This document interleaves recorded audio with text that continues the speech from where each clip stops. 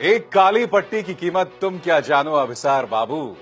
सामने सच हो तो नजरें फेर लेने में मदद मिलती है। दो खबरें जिन्हें देखकर आप हो जाएंगे एंटी नेशनल। हम चाहेंगे इसके लिए आप अपनी आंखें बंद रखिए। न्यूज चक्र आज आपके सामने पेश कर रहा है एक बहुत बड़ी पड़ताल, जिसमें आप देखेंगे कि सत्तारूढ़ भारतीय जनता पार्टी किस तरह से हमारे न्यूज चैनल्स पर दबाव डालते हैं, अंकुश डालते हैं और कुछ हद तक कुछ पत्रकारों को लेकर एक प्रेशर क्रिएट किया जाता है जिससे उनके लिए मुश्किल पैदा होती है। सबसे पहले आपका ध्यान मैं खींचना चाहूंगा इस शख्स की तरफ। इसका नाम है एबी। एबी वो पॉइंट पर्सन है जो लगातार संपादकों से और ब्यूरो चीफ्स के साथ कांटेक्ट में रहता है।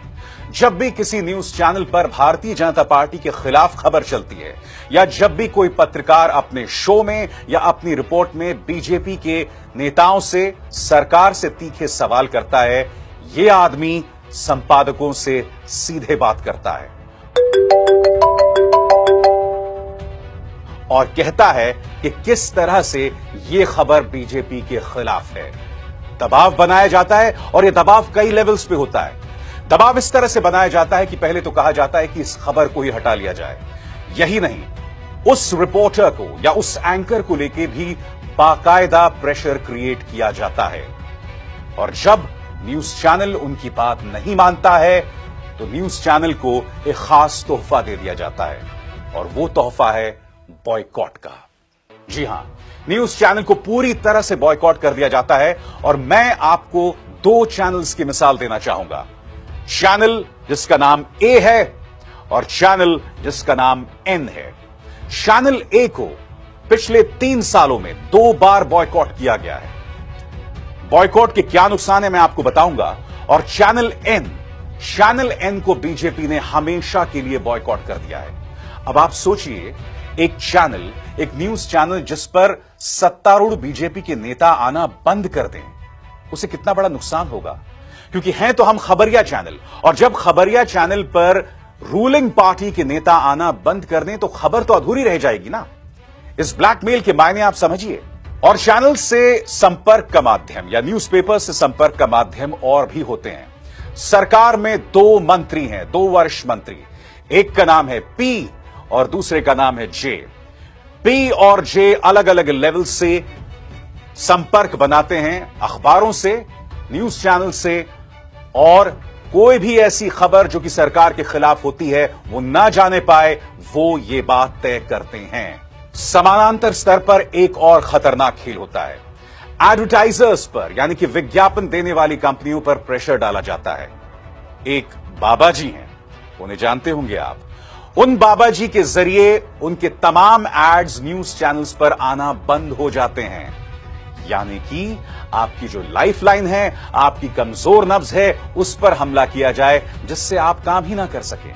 तो जब चैनल का बॉयकॉट हो जाता है और जब चैनल को इसका नुकसान होने लगता है इन अलग अलग लेवल्स पर, तब ये संपादक एक बार फिर उस पॉइंट पर्सन यानी कि एबी से बात करते हैं। लंबी बातचीत होती है और ये भरोसा दिया जाता है कि इस तरह की घटना फिर नहीं होगी और तब जाके वो बॉयकॉट खत्म होता है। मगर मैं आपको बता दूं कि इस सरकार में, खासकर प्रधानमंत्री नरेंद्र मोदी के नेतृत्व में, कुछ पत्रकारों को कभी माफ नहीं किया जा सकता। मिसाल नंबर 1, करण थापर। करण थापर अपनी किताब द डेविल्स एडवोकेट में बता चुके हैं और उन्होंने कहीं ना कहीं बीजेपी प्रवक्ता संबित पात्रा का हवाला दिया था कि किस तरह से सरकार के अंदर एक पूरी सोच है जो उनके खिलाफ है। संबित पात्रा ने उन्हें यह बात बताई थी और आज तक करण थापर किसी न्यूज चैनल के साथ काम नहीं कर रहे हैं। 3 और पत्रकारों के नाम पर गौर कीजिए। बॉबी घोष, हिंदुस्तान टाइम्स, जो कि उनके लिए हेट क्राइम ट्रैकर कर रहे थे, उन्हें नौकरी से निकाल दिया जाता है। हरीश खरे ट्रिब्यून के लिए काम कर रहे थे। ट्रिब्यून में उन्होंने आधार के खिलाफ स्टोरी की, उन्हें इस्तीफा देना पड़ा। Paranjoy Guha Thakurta economic and political weekly में काम कर रहे थे, उन्हें भी अपने पद से इस्तीफा देना पड़ा जब उन्होंने अडानी के खिलाफ रिपोर्टिंग की थी। और आज मैं आपको अपनी भी कहानी बताना चाहता हूं। मैं आपको बताना चाहता हूं कि आज से 1-1.25 साल पहले मुझे मेरा चैनल डिबेट्स नहीं करने देता था। मैंने अपने संपादक से पूछा था कि क्या वजह है। काफी मान मनव्वल के बाद मेरे संपादक ने मुझे बताया कि अभिसार इसलिए क्योंकि बीजेपी की तरफ से सीधा फरमान है कि जब तक अभिसार शर्मा डिबेट्स में आएगा हम अपने किसी प्रवक्ता को नहीं भेजेंगे। आप अंदाजा लगा सकते हैं कि इसका नुकसान संस्था को तो होता ही है, बल्कि उस पत्रकार के लिए कितनी बड़ी दुविधा हो जाती है। यानी कि आपके हाथ पांव काट दिए जाते हैं और आप पत्रकारिता भी नहीं कर सकते। भारतीय जनता पार्टी पर्दे के पीछे से जो खेल खेलती है, ये है उसके खतरनाक परिणाम, और ये लोकतंत्र के लिए बहुत बुरी खबर है। क्योंकि ऐसा लगता है कि बीजेपी को तो चाहिए ऐसे एंकर्स, ऐसे पत्रकार जो कि धर्म के नाम पर प्राइम टाइम में नफरत फैलाएं, जो कि हिंदू मुस्लिम को लेकर डिबेट्स करें, जो कि सवाल करें तो सिर्फ विपक्ष से करें, कांग्रेस से करें। जी हां, जिनके 50 सांसद तक नहीं हैं। और आज हमने आपके सामने ये प्रस्तुति क्यों की? क्योंकि दुनिया के सबसे ताकतवर देश के सबसे ताकतवर प्रेसिडेंट ट्रंप से सीएनएन के जिम कॉस्टा ने तीखे सवाल किए थे। नतीजा यह हुआ कि जिम कॉस्टा का व्हाइट हाउस एंट्री कार्ड उनसे छीन लिया गया। सीएनएन वहां नहीं रुका, सीएनएन ने ट्रंप के खिलाफ मुकदमा दर्ज कर दिया और सीएनएन के समर्थन में वहां का पूरा मीडिया उतर आया। फॉक्स न्यूज, जो कि प्रो ट्रंप माना जाता है, वो तक सीएनएन के पक्ष में आया। न्यूज चैनल्स न भूलें राहत इंदौरी के इन खूबसूरत शब्दों को, लगेगी आग तो आएंगे घर कई जद में, यहां पे सिर्फ हमारा मकान थोड़ी है। न्यूज चक्र में अब वो दो खबरें जिन्हें देखकर आप एंटी नेशनल हो जाएंगे, आपके संस्कार खराब हो जाएंगे, और अपनी जिम्मेदारी समझते हुए हम आपके सामने ये काली पट्टी पेश कर रहे हैं।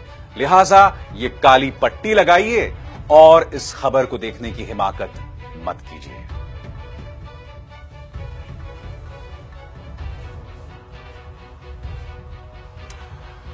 खबर नंबर 1, इस शख्स का नाम है आजम खान।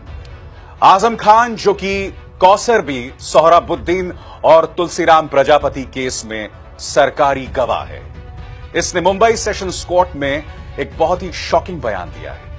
इसका यह कहना है कि गुजरात के पूर्व गृह मंत्री और पूर्व राजस्व मंत्री हरिन पांड्या की हत्या दरअसल बहुत ऊपर से आए आदेश का नतीजा है। उनका कहना है कि यह शख्स यानी कि डीजी वंजारा ने हरिन पांड्या की हत्या का आदेश दिया था। अब आप पूछेंगे कि हरिन पांड्या कौन है, डीजी वंजारा कौन है?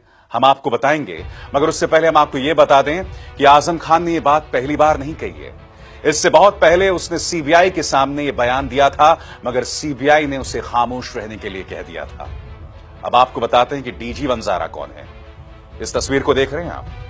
डीजी वंजारा यहां पर गुजरात के former chief minister Narendra Modi और मरहूम अटल बिहारी वाजपेयी के साथ दिखाई दे रहे हैं। यह मुकाम है डीजी वंजारा का। डीजी वंजारा, जो कि एक फेक एनकाउंटर केस में दोष मुक्त हो चुके हैं। अब आपको बताते हैं हरिन पांड्या कौन है। हरिन पांड्या गुजरात के फॉर्मर होम और रेवेन्यू मिनिस्टर। हरिन पांड्या, जिन्होंने गुजरात के दंगों के लिए सीधी उंगली former chief minister Narendra Modi पर उठाई थी। उन्होंने कंसर्न सिटीजन्स ट्राइब्यूनल के सामने गुप्त में बयान दिया था और आउटलुक को ऑफ द रिकॉर्ड दिए गए अपने एक बयान में उन्होंने कहा था कि 27 फरवरी 2002 को former chief minister Narendra Modi ने पुलिस को यह हिदायत दी थी कि दंगाइयों को अपनी भड़ास निकालने का मौका दिया जाए। और यही नहीं, उन्होंने आउटलुक से यह भी कहा था कि आपको किसी भी सूरत में मेरा नाम सार्वजनिक नहीं करना है। उन्होंने कहा था कि अगर आप मेरा नाम सार्वजनिक करेंगे, पब्लिक करेंगे, तो मुझे जान से मार दिया जाएगा। 7 महीने बाद हरिन पांड्या को जान से मार दिया गया था। इस मामले को लेकर गुजरात हाईकोर्ट ने हमेशा तल्ख तेवर अपनाए हैं। हरिन पांड्या की जिस्म से जो गोलियां निकली हैं और जिस रिवॉल्वर से कहा गया कि हरिन पांड्या को मारा गया, उन दोनों की गोलियां मैच तक नहीं करती हैं। यही नहीं, गुजरात हाईकोर्ट ने इस मामले में क्या कहा वो मैं आपको पढ़ के सुनाना चाहूंगा। गुजरात हाईकोर्ट कहता है, What clearly stands out from the record of the present case is that the investigation in the case of murder of Shri Harin Pandya has all throughout been botched up and blinkered and has left a lot to be desired. The investigating officers concerned ought to be held accountable for their ineptitude, resulting into injustice, huge harassment of many persons, and enormous waste of public resources and public time of the courts. तो न सिर्फ हरेन पांड्या की पत्नी बल्कि कई Bharatiya Janata party नेता मसलन गोवर्धन जड़फिया, सुरेश पटेल और इस मामले को आगे तक पहुंचाने वाले शख्स जनक परमार ने भी कहा है कि किस तरह से हरेन पांड्या मामले में सीबीआई ने बहुत ढिलाई बरती और इस ढिलाई के चलते यह मामला कहीं नहीं पहुंचा। यह खबर सिर्फ डिजिटल प्लेटफॉर्म वायर पर आई है, मगर इस खबर को आपसे दूर रखा गया है क्योंकि इसे देखने के बाद, जैसे मैंने कहा ना, आप एंटी नेशनल कहलाएंगे। वैसे मैं नहीं जानता कि लोग किस तरह से आंखें मूंद कर आपके सामने सच नहीं पेश करते हैं, क्योंकि इन 5 मिनट में ही मेरा दम घुटने लगा। और अब वो दूसरी खबर जिसे देखकर आप एंटी नेशनल कहलाएंगे। इस शख्स का चेहरा देखिए, इसका नाम है पी साईनाथ, एक पत्रकार जो कि ग्रामीण मुद्दों की बात करता है, जो जमीन से जुड़े मुद्दों की बात करता है, जो किसानों की बात करता है, दलितों की बात करता है, वंचितों की बात करता है। मगर हम इन्हें पत्रकार नहीं कह सकते। क्यों? क्योंकि मोदी राज में तो पत्रकार वो है जो हिंदू मुसलमान पर डिबेट करे, जो प्राइम टाइम में नफरत फैलाए, यानी कि जो असल मुद्दों से दूर रहे, वो पत्रकार है। लिहाजा पी साईनाथ मेरे शब्दों में एक एंटी नेशनल है। और पी साईनाथ क्या दावा कर रहे हैं? पी साईनाथ ये दावा कर रहे हैं कि जो प्रधानमंत्री बीमा योजना है उससे जुड़ा घोटाला रफाल से जुड़े घोटाले से भी बड़ा है। यह किसानों का नहीं बल्कि अनिल अंबानी और इंश्योरेंस कंपनी की बीमा योजना है। अगर फसल बर्बाद होगी तो पहले मुआवजा बीमा कंपनियों को मिलेगा, किसानों को नहीं। प्रधानमंत्री नरेंद्र मोदी की फसल बीमा योजनाओं में किसानों द्वारा दिए गए पैसे के अलावा जनता का भी 66,000 करोड़ रुपए लगा है। अनिल अंबानी की रिलायंस को हर जिले से 173 करोड़ रुपए मिले हैं। इसमें से उन्होंने वापस सिर्फ 30 करोड़ किए हैं इंश्योरेंस को लेकर, यानी कि हर जिले से फायदा सीधा 143 करोड़ का। और एक आरटीआई के मुताबिक मैं आपको बताना चाहूंगा कि पिछले 2 सालों में बीमा कंपनियों ने 15,975 करोड़ की कमाई की है। अब जाहिर सी बात है, ये तो किसानों का मुद्दा है। किसानों को हम कब याद करते हैं? किसानों को तब हम याद करते हैं जब चुनाव आते हैं, तब हम किसानों के लिए आंसू बहाते हैं। और यह खबर आपके लिए बिल्कुल भी जरूरी नहीं है, क्योंकि यह खबर है देश के अन्नदाता की। लिहाजा ना आप इस खबर को देखें, ना उस पर आंसू बहाएं। इस पर आप सिर्फ सियासत कीजिए, उसके अलावा नहीं। यही वजह है कि अपनी जिम्मेदारी को समझकर हमने इस प्रेजेंटेशन में इस ब्लैक बैंड का इस्तेमाल किया था।